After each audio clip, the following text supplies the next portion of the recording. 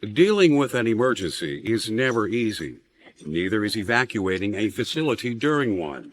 Very few of us can think clearly or act logically in a crisis, and our urge to get out can easily turn into panic. The result can often be a stampede that causes injuries and property damage.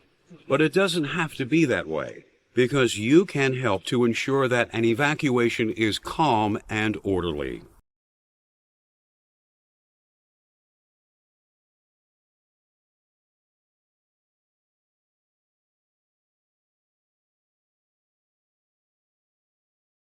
Getting everyone out of a building safely in an emergency takes teamwork.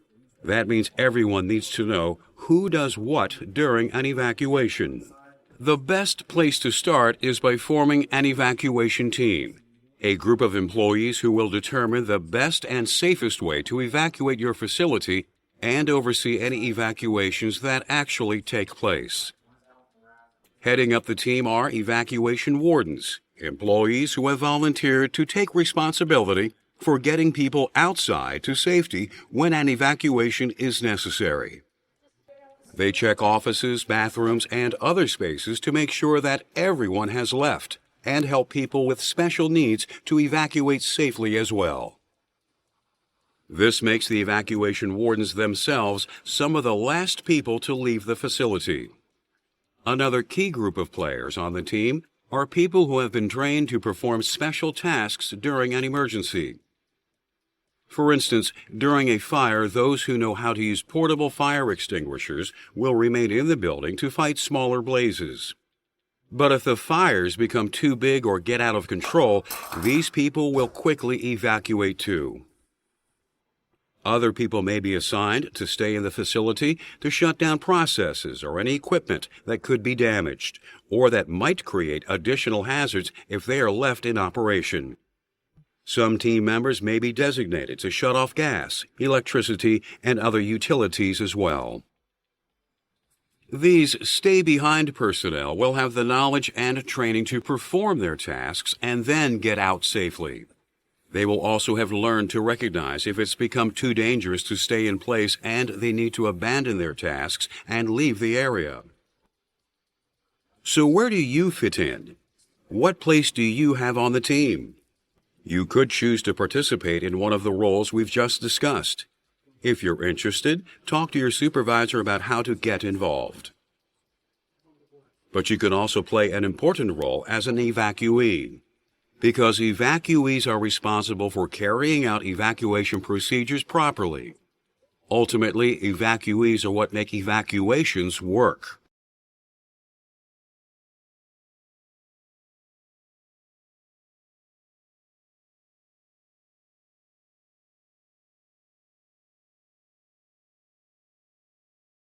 It's important not to leave your evacuation homework until the last minute.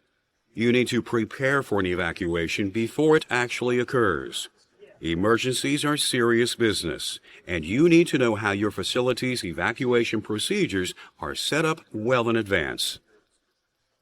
Start by equipping yourself with specific knowledge about what people in your work area should do in an emergency, particularly how to get yourself out of the building under different conditions.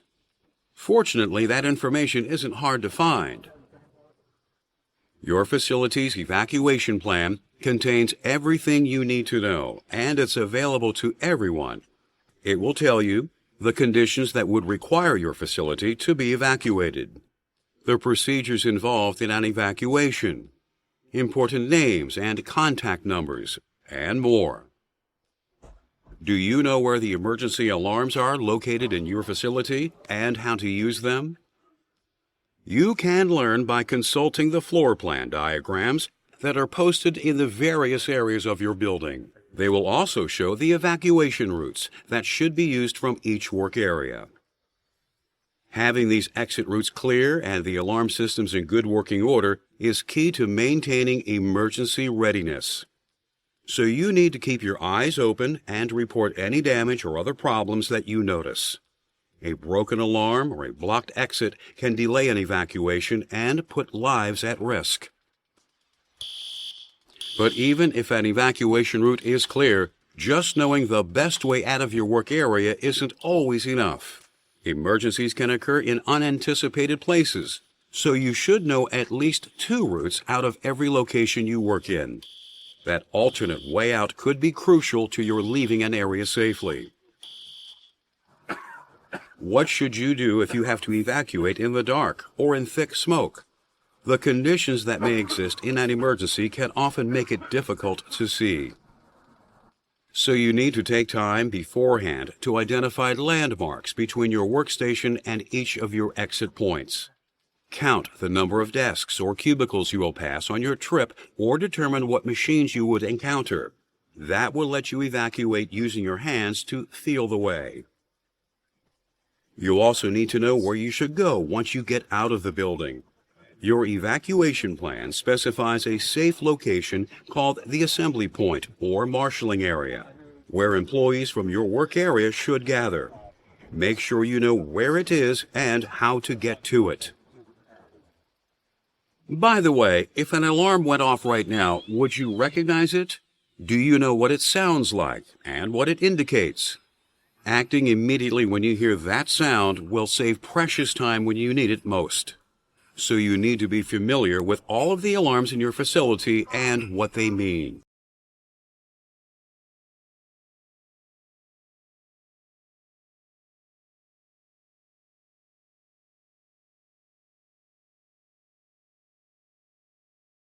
When you hear an evacuation alarm, you know it's time to move. An emergency is in progress, and the decision has been made to evacuate your workplace. This is the time to put your facility's evacuation plan and your own preparation to good use. Listen carefully for instructions coming over the building's public address system or your telephone. Evacuation wardens or emergency personnel may have specific instructions for you and your coworkers. Remember your evacuation plan. If it says you should turn off any equipment you are using and close any windows, you should do that first. At that point, you can leave the area. You need to do it quickly and in an orderly fashion. Don't delay to grab things to take with you. Remember, never use an elevator in an emergency. Always take the stairs if you're not on ground level. Walk, don't run. You can set a good example for your coworkers by staying calm. If you see coworkers who seem upset or unsure of what to do, encourage them to come along and follow you out of the building. Assist anyone who is in immediate danger, but not if it puts you at risk. In risky situations, that's the job of emergency response personnel. If someone is not accounted for, you may be asked where you last saw them. This information can be critical for emergency responders who are initiating search and rescue operations. So pay attention to what's going on around you as you leave. Once you get outside, move away from the building. Go immediately to your assembly point. As soon as you arrive, you should report yourself present. Some emergencies may require further evacuation to an off-site location. In these cases, transportation will be provided by your company or civil authorities. You should never re-enter a building until you've been told that it's safe to go back inside. If the situation is serious enough, you may simply be advised to go home.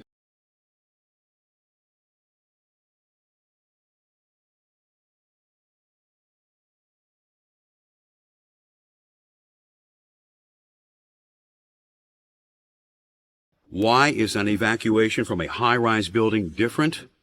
Because moving all the occupants of a multi-story building all the way to ground level and out of the building may not be safe, practical, or even necessary. Completely clearing a high-rise could mean thousands of people walking down endless flights of stairs. That alone puts a massive physical strain on evacuees, and the process could take hours. So safety engineers came up with a better alternative, one that focuses on the areas that are immediately surrounding the emergency. For example, if a fire is discovered in a storage room on a building's 15th floor, instead of evacuating the entire building, safety and emergency personnel focus their response on the floor where the emergency is located, plus the floors immediately above and below it. In this case, floors 14 and 16. Instructions are given directly to the occupants of the affected floors through the building's public address system or their telephones. People are directed to proceed down the exit stairs to an assembly point several floors below. For these building occupants, the evacuation proceeds very much like any other. Evacuation wardens help them leave the affected floors. Some employees may remain to perform special duties. Evacuees proceed down the exit stairs to their assembly point on the lower floor. Depending on the type of emergency and how it progresses, safety personnel and emergency responders will decide what the next steps should be. Evacuated personnel may be asked to remain where they are, return to their own floors, or evacuate to street level. People on other floors will be alerted, but not involved in the evacuation directly. If your facility is located in a multi-story building, your evacuation team will have worked with the building's management, other tenants, and the fire department to develop a coordinated emergency action plan based on this model. Your job is to prepare for the unexpected now by familiarizing yourself with the plan.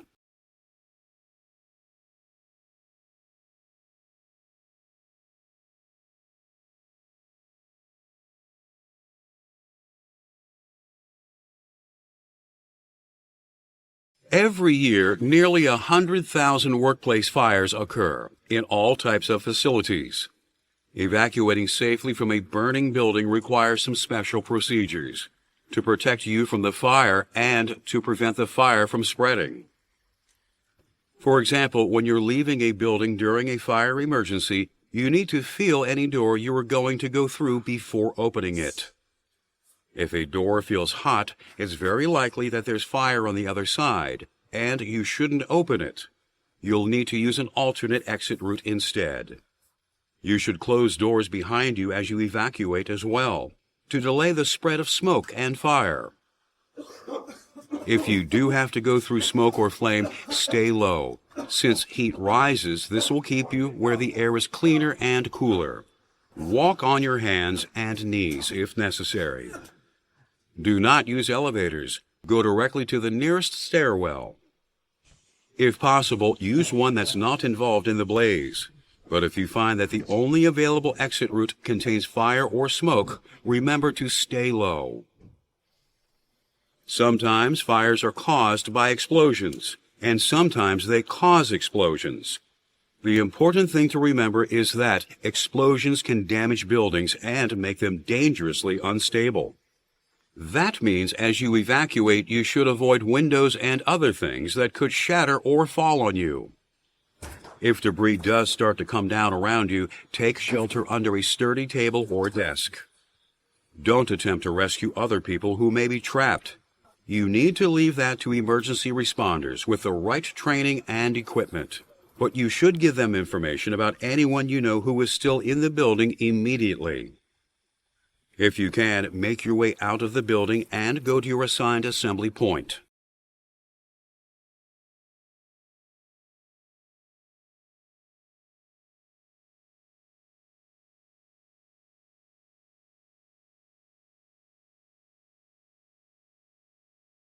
If your facility handles hazardous materials, in addition to all of the normal problems that occur during an emergency, your building could become contaminated. In that case, your evacuation plan should include procedures for dealing with the hazardous substances that are on site. So it's important to find out more about these materials for yourself ahead of time. You can learn about their potential hazards, the precautions they require, and what personal protective equipment you should use if you are exposed to them by consulting their safety data sheets.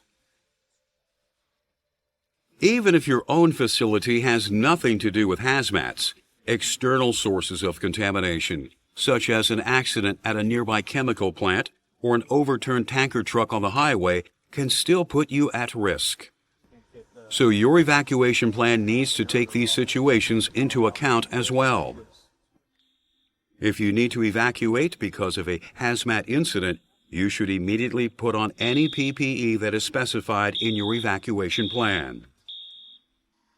If you are a part of an emergency response team or have special duties such as shutting down processes or utilities, you should proceed according to your instructions. Otherwise, you should leave the area immediately. Head for the assembly point that has been specified for the situation you're dealing with. It should be upstream, upwind, or crosswind from the contamination source. Stay away from any unfamiliar liquid or solid substances. Avoid breathing in any smoke, fumes, gases, or vapors, and stay out of low-lying places like basements and ditches where they can collect. If you encounter anyone who appears confused or incapacitated, assist them if you can. They may be feeling the effects of contamination themselves. When you get to the assembly point, report for roll call. Let them know if you think you've been exposed to any contaminants, even if you don't feel anything wrong. Physical symptoms don't always appear immediately, and prompt treatment is crucial. Some substances, such as crude oil, gasoline, and natural gas, are not only hazardous because exposure to them can affect your health, but the materials themselves, or even just their fumes, could explode if they're ignited by a flame or spark. If you have to evacuate because of a spill or leak of these types of materials, be extremely careful not to use the switches on any electrical equipment. Just flipping them on or off could produce a spark. Even after you reach your assembly point, a spark or flame could be catastrophic. So don't light up a cigarette or use your cell phone until you get official word that it's safe.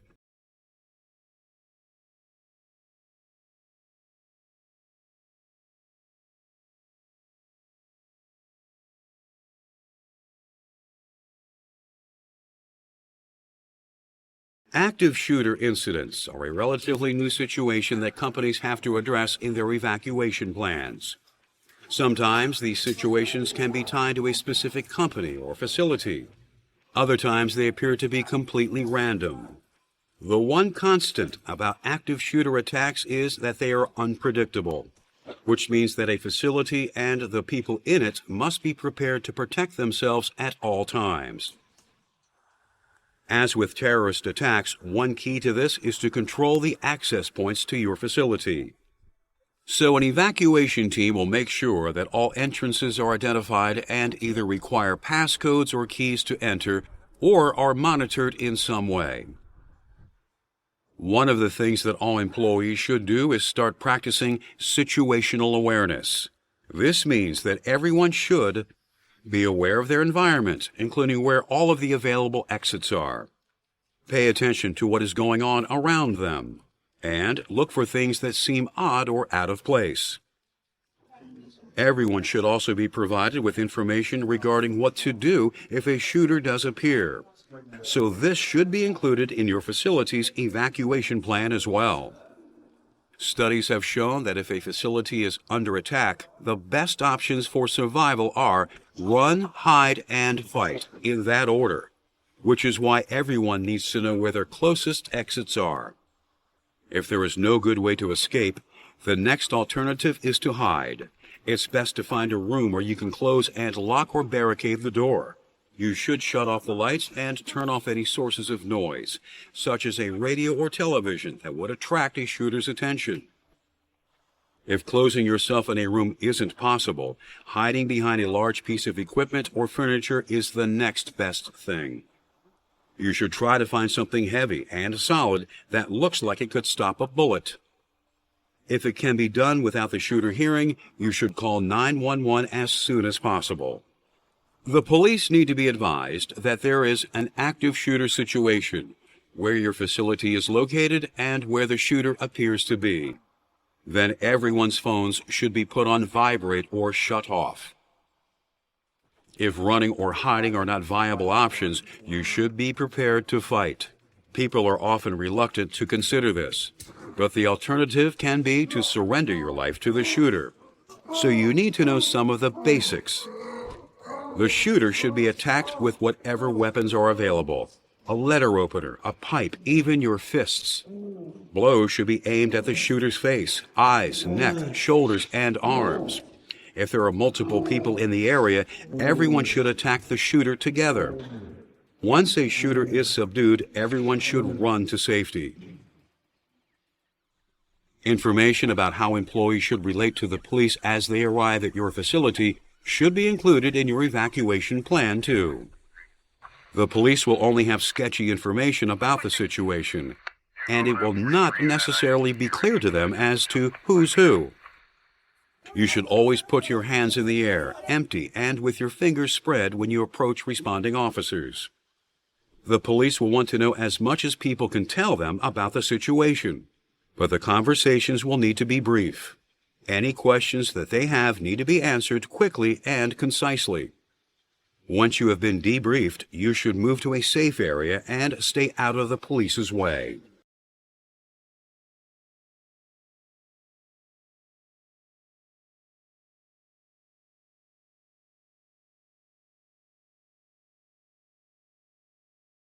Clearing a facility under emergency conditions is a serious challenge. But as we've seen, planning ahead and knowing what to do during an evacuation will help get you and your coworkers out safely. Let's review. Know who is supposed to do what in an evacuation and where you fit into the picture. Take time in advance to learn at least 2 evacuation routes you can take from your work area. If an evacuation alarm sounds, stay calm. Leave the area and head to your assembly point. In a fire, stay low to avoid heat and smoke. Never open a hot door. If an emergency involves hazardous materials, stay upwind and upstream from them. Emergencies are always unpredictable, but if you prepare for them ahead of time, understand the role you play in an evacuation, and carry it out, you and your co-workers can still go home safe at the end of the day.